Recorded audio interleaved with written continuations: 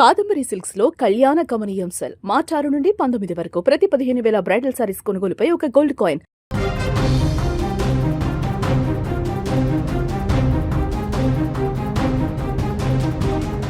Leave కావాలంటే బాస్ను request చేయాలి, మహా అంటే బ్రతిమలాడాలి. అప్పటికీ వినకపోతే మనకు అర్జెంట్ అనుకుంటే జాబ్ వదిలేసి వెళ్ళిపోవాలి. కానీ ఇక్కడ మాత్రం అలా జరగలేదు. లీవ్ ఇవ్వలేదని ఏకంగా మేనేజర్ని కాల్చి చంపిన ఘటన ఉత్తరప్రదేశ్లోని గజియాబాద్లో చోటు చేసుకుంది. ఉత్తరప్రదేశ్ గజియాబాద్లోని పంజాబ్ సింధ్ బ్యాంక్ బ్రాంచ్లో రవీంద్ర హుడా అనే వ్యక్తి సెక్యూరిటీ గార్డ్గా పనిచేస్తున్నాడు. అదే బ్యాంక్లో అభిషేక్ శర్మ అనే వ్యక్తి మేనేజర్గా విధులు నిర్వర్తిస్తున్నాడు.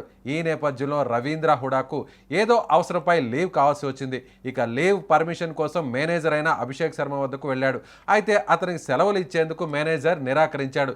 ఇలా గత వారం రోజుల నుంచి రవీంద్ర మేనేజర్ చుట్టూ తిరుగుతున్నాడు. ఇలా లాభం లేదని మేనేజర్ శర్మను గట్టిగా నిలదీశాడు రవీంద్ర. ఈ నేపథ్యంలోనే ఇద్దరి మధ్య స్వల్ప వాగ్వాదం చోటు చేసుకుంది. అది కాస్త చిలికి గాలి దుమారంలో మారింది. అయితే అప్పటికే ఆగ్రహంతో ఉన్న రవీంద్ర తన వద్ద ఉన్న సర్వీస్ డబుల్ బ్యారెల్ 12 బోర్ గన్తో మేనేజర్పై కాల్పులు జరిపాడు. ఈ ప్రమాదంలో తీవ్రంగా గాయపడ్డ శర్మను హాస్పిటల్కు తరలించారు. అయితే చికిత్స పొందుతూ అభిషేక్ శర్మ ప్రాణాలు వదిలాడు.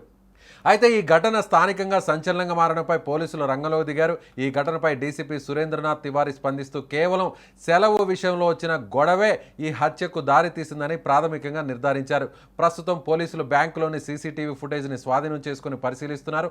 పరారీలో ఉన్న నిందితుడు రవీంద్ర హుడాను పట్టుకోవడానికి పోలీసులు 4 ప్రత్యేక బృందాలను ఏర్పాటు చేసి గాలింపు చర్యలు చేపట్టారు.